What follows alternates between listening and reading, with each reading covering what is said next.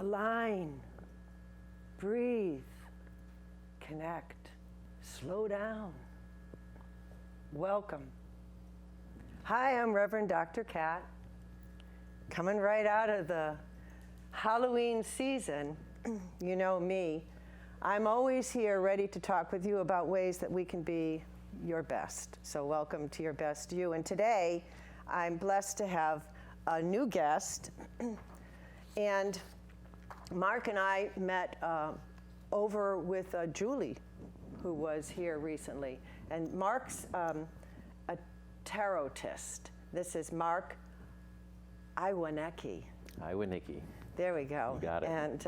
And he's also an astrologer. He calls himself an analytical astrologer. So welcome, Mark. Thanks for coming on to Your Best You and coming on during the Halloween time, which I imagine is a very interesting time for astrologers and tarot readers. Sure. Yeah. So now, Mark, look, we are always trying to find ways to be our best here on this show, and we're on the second chakra, which, as I've said in first season show, when we talked about the second chakra, generally it's associated with our sexuality. But we talked about it from a procreative and a creative stance of anything that we're producing out of ourselves is a product of our second chakra. And so you had given me a beautiful quote, and I'd like you to take a moment to read it, because that quote, I think, demonstrates an aspect of the second chakra which addresses the concept of choice. Yeah, there's gratitude and, well, I'll just read it rather Okay. than. It's from Marcus Aurelius. It's something that I found just recently. And it goes, "Pass then through this little space of time comfortably to nature, and end thy journey in content, just as an olive falls off when it is ripe, blessing nature who produced it, and thanking the tree on which it grew." See, I love that. I thought it was a beautiful depiction of how we should live our lives, gently and graciously with lots of gratitude. Yeah, and so I think that when we're able to be gracious and be humble and be filled with a gratitude within our soul and ourself, that's an element of how we can be our best. Yep. Because it's about filling our cup with our water. The second chakra is water. That's the element of water. So we want to be able to fill that cup of our emotional intelligence and how we handle life in ways that are filled with grace and compassion. And those are elements that, do they drop like out of the sky so that everybody has them? Are they cultured? Where do they come from? Comes from within. Okay. And without. It's a nature-nurture thing. So we're talking about chakras. Chakras are the 7 energy vortexes that are within our body from the Vedic Hindu tradition. So there's an aspect of give and take with them. Sometimes you're giving energy to someone or some task that you're performing here in the physical world, or sometimes you're taking it in. You're receiving energy from someone else or from the environment. Yeah. So that in talking specifically about, now Mark said we are talking with the 7 human design systems of that, just general chakra. There's so many more, but those are the basic ones and so well put. And then we want to think about, okay, each chakra element has a positive and a negative element. And probably even related so much to our doshas in terms of the time of day and when we're more active and when we're more restful. So we're this huge, cool, integrative being. Yeah. I forget the exact quote, but they say man reflects the universe. Man in a general sense, not men, but humankind represents the universe. Everything that we have in our bodies is representative of something in the universe surrounding us. Yeah, that's why palm readers read palms, right? And astrologers will look at the body and assign different astrological correspondences to parts of the body. Right, inside out, and outside in. Exactly. Upside down, downside up. As above, so as below. above, so below. Totally always this moving. And so what I like to encourage our audience is to realize that achieving these elements of what we look at and we're striving towards, these are daily practices. So even in the morning when we're getting up and we're doing the first chakra, feet first on the floor, it's before we even get there, I awoke. I'm here. I'm grateful. I have another day. It's life. And we talked about that last season. So that these practices begin to reprogram us from whatever programming we came through. So I always like people to realize that we don't have to be who we were, and where we're going may not be where we think we were headed, right? Yeah. But to just get on the path to the practice.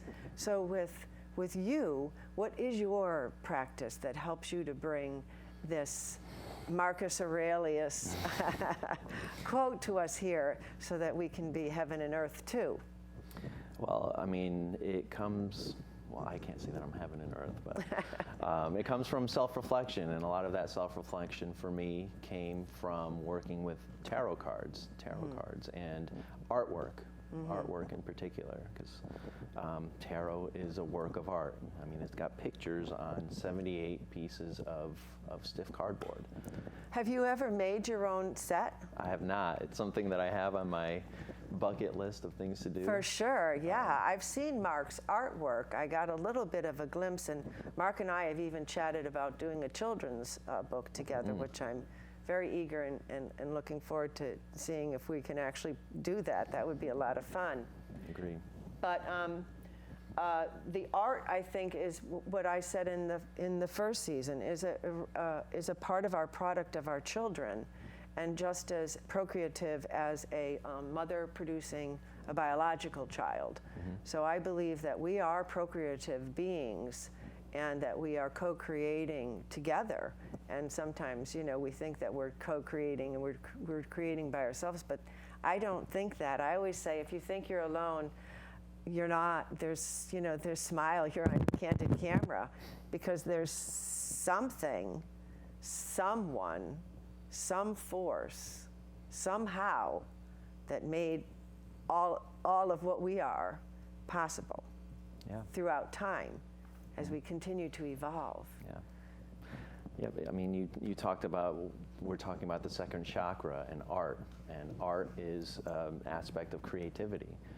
You'll see some of the most creative people are also very, very sexual, very sexual, or very sexually repressed, because That's true. that energy needs to come out. It needs to come out.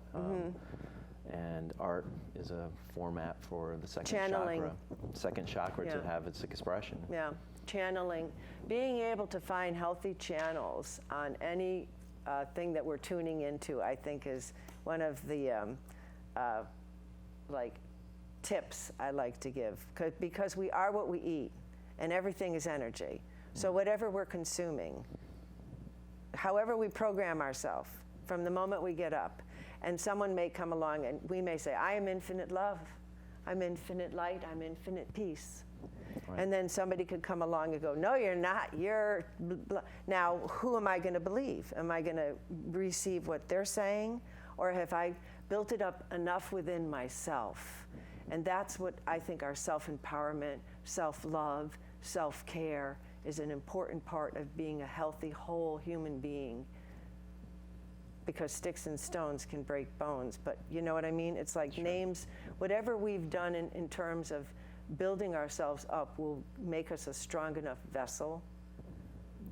You said it exactly.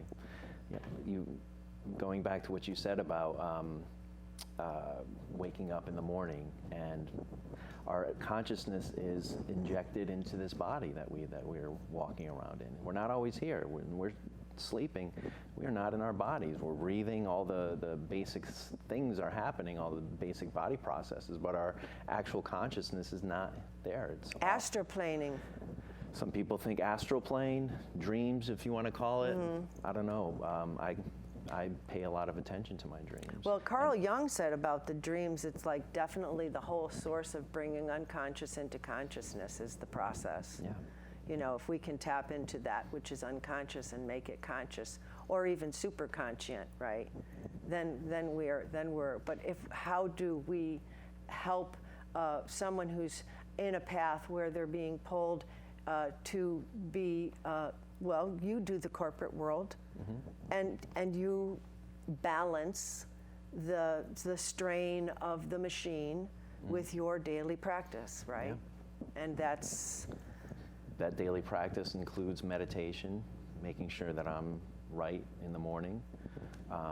It used to include working with a tarot card in the morning. And they talked about how we program ourselves in the programming that we've received. Like tarot is a good way to calibrate your consciousness. That's the way I see it. Now, tarot, everyone, everyone thinks, sometimes people get nervous with the cards, but I do a tarot practice daily. And some people who know me personally know that I've been doing it for, oh my God, almost 30 years. But I love to start my day with the tarot, because it just is like, what would the goddess do today? How should my path, what should I be aware of? What is something that I may not be conscious of that you can show me? Because the tarot is, these archetypal figures, all with elements of who we are as humans, and we're composed of all of these elements, and depending upon how it's showing up in our piezoelectricity and connectors and soul purpose and everything, that lines us up to be able to hear what the tarot is saying. Because someone may not say, they may say, I don't understand what you're talking about, the tarot. Yeah. Well, you said it before, making the unconscious conscious. Tarot is just a friendly reminder in the morning, like here's a theme that might be showing up in our days. Because we go through our days, got to go here, got to go here, I've got these things that I have on my to-do list. Meanwhile, the whole world's passing us by.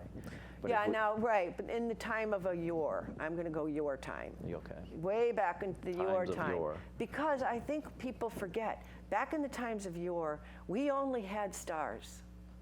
Yeah. We didn't have all this extracurricular light activity. So the stars really became the maps to our souls. We knew where things were.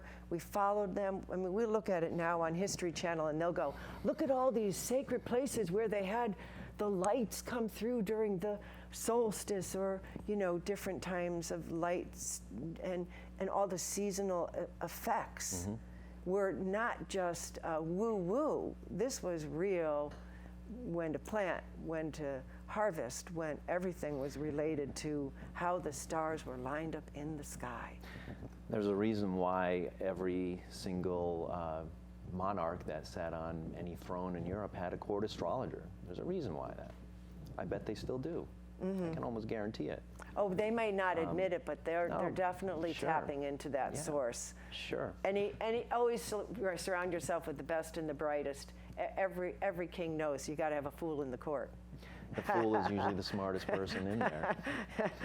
Right. But I mean, you said it right. It's a astrology and tarot with its astrological correspondences is a map of psychological time. It maps the way human consciousness flows. There's a book written by Richard Tarnas called Cosmos and Psyche. That's just probably the most famous one. Well, that might be an interesting book to check out. Cosmos and Psyche by who? Richard Tarnas. Richard Tarnas. So if you're interested in investigating or looking it up a little bit, of course. Now, Mark, you're with over at the Hidden Gem on the Main, am I correct? Hidden Gem on Main in Wallingford, yeah. Now, if you haven't been over there, I keep inviting everyone to go over there. I'm going back because there's another event coming up, I believe, next weekend. I'm going to try to make it out there. Calendar's been tight, but with the season change and with Halloween, oh my gosh, you should see the stuff. And I actually saw Julie posted on Facebook some crystal crowns, tiaras, crystal tiaras. But you're over there and you do the readings, am I correct? I do tarot card readings, and on Friday I'll be talking about pediatric astrology. Now that's interesting. Now, how evolved are we right, Nancy, that we're actually going to be having astrology for pediatrics. Woo, woo. I mean, that's, like, yeah, because I was watching some Disney movie the other day and it blew my mind. It was a redo of Chicken Little. And, the little chicken, the sky's falling, except with the sky falling, it was a UFO coming down. And then Chicken Little wanted to go out and hit a ball in some baseball game. And the umpire goes, now remember, winning isn't about getting the prize. It's about gloating. And I thought, Disney, we want to teach our children that winning is about gloating and holding it over someone else. I'm like, okay, that's why we need pediatric, right, astrology. But what else? It probably helps with a lot of medical and behavioral modification support. I see it as a way for parents to understand their developing child and the behaviors that are exhibited, and particularly in reaction to the people around the child. Now, in this day and age, with all of this, the technology and everything, the pressure on the children is intense. Children, this may be controversial, but I think children are the most downtrodden upon minority in the world.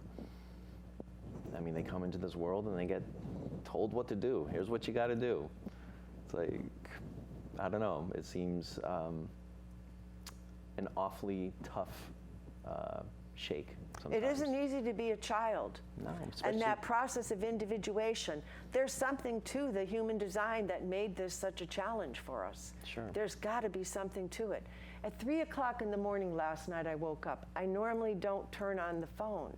But for some reason, Spirit said, turn on the phone. I turned on the phone and I went to the Facebook page, and right there was a YouTube video of this old chimpanzee. It was a baby when the person who had been a handler met it, but it was called Mama, and she was dying. And the word got back to the original handler, and she had stopped eating and everything. But this video captured the moment when the original handler came back, and this chimpanzee, the love that came through her. Mm-hmm. And I think, you see the connection? There's something so much bigger. Well, I cried at 3 o'clock in the morning because this was, and I'm like, look at the beautifulness of creation, that this tender moment is between this creature that's dying and this handler and the recognition. And she woke up and reached her hand, and her face got so expressive, and then she curled back, and she was passing at that moment. But I can't. Dang, I can't speak to the structure of a chimpanzee's psychology, but what you saw there was an imprint of an archetype in that chimpanzee's mind. Like when he or she saw that original handler, it was love. Oh, huge, love. Huge That's expression the energy of that it. came. That's the energy of Venus coming out. And that's what that individual entity had received from that person. Exactly. And it lasted. It's a two-way connection. Love is infectious. It lasts. It is such a contagious, beautiful thing to spread, isn't it? I love love. But then again, I'm a triple water. So much water, cat. There's a lot of water in your chart, definitely. I'm always trying to handle it with stones. Well, that makes sense, yeah. A lot of you always Grounding see me with my stones. But so we probably have about 5 minutes left on the show. Yeah, just about 5. And normally we'll be doing movements and things like that. But today we're just sitting and talking. And I was wondering, maybe you could just pull out your deck so we can just show the audience. Some may not be familiar with what a tarot deck is. Sure. We are Nutmeg TV, and I'm always grateful to everyone here at Nutmeg.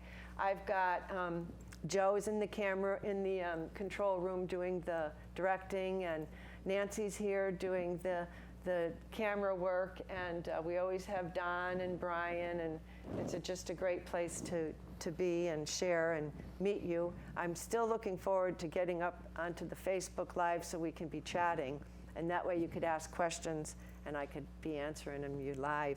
Well, why don't you go ahead, and I don't know how much of a close-up, but see if we can get a little bit of a close-up, Nance, if you're over there on that camera. And that's, of course, how interesting on the bottom of the deck is the Fool. Right. Right, yeah. Yeah, and so the Fool is the one that moves through the worlds, and I would like the great equalizer, you know, but mostly the most brilliant entity. Certainly, I don't think a king could be without a fool. Shouldn't be. I don't think a king can be without a fool, or else probably the king becomes, you know, like Foolish. lost. Yeah, because throughout time, we've always had the counsel from the stars. And I even, you know, note that even in identifying the Jesus Christ figure was the readers and the Star Walker people. That's who brought that light to that situation. That came from a star vision. That was the direction, that was the course, that was how. So following that light and following the stars, it's a choice we make every day when we wake up to affirm that we're infinite love and infinite light and infinite peace. And that which is not that will continually come to try to prove you that you're not that. Standing in that is one of the beautiful things about being a human being, and even about being a chimp. It's amazing, isn't it? It's programmed into us. Love is an infectious, available force, and it's an energy that can change the world. And I love that you're doing it starting with the children, because any child who gets an opportunity to have a different form of programming than what's the main programming is going to be a blessed child, because they're going to be able to make some choices that the programmed child won't even know what to make, because their brain won't be open enough to, or expansive enough to be able to interpret it. So we want to open up the consciousness. We want to be able to use our second chakra creative element in a healthy way. And I always talk about even healthy sexuality. And that's a relative term again. What does that mean is a topic for a different show. And that would be like a Dr. Ruth show, right? Sure. And that would be ASMR at night on Facebook type of show. But here we're talking about being able to be creative and procreative with ourselves, and co-creative with the people who are in our world in a loving and a kind way. You know I love you, and I'm glad that you were able to come on this show, Mark. Is there anything that you want to like say as a final word to the audience and to the viewers, to, you know, tap them into something, like even if they've never tried tarot before, or if they don't understand astrology? Tarot is a conversation with someone that should be a conversation with someone that you like. And I see tarot as an archaeological dig into the mind, and the cards are the X's, so to speak. And you just tell your tarot card reader where to dig. So it should be a fun experience. And it's not reading minds, it's just bringing the unconscious to conscious. So for finding a tarot reader, I think Mark's got it right. You know, everything is about tuning in. And if you're tuning into Mark and his vibrational frequency, then I would definitely say go check out the Hidden Gem on the Main and see what the tarot has to say for you. And I thank you again, Mark, for coming today. Thank you. We're always so blessed to have our guests come in and be a part of this all-volunteer program. There's a greater force. It's got your back. You're loved and special. Heading out, so I'm hoping that you have a good, safe Halloween time, and that when you're out trick-or-treating, you get lots more treats than tricks. Ooh.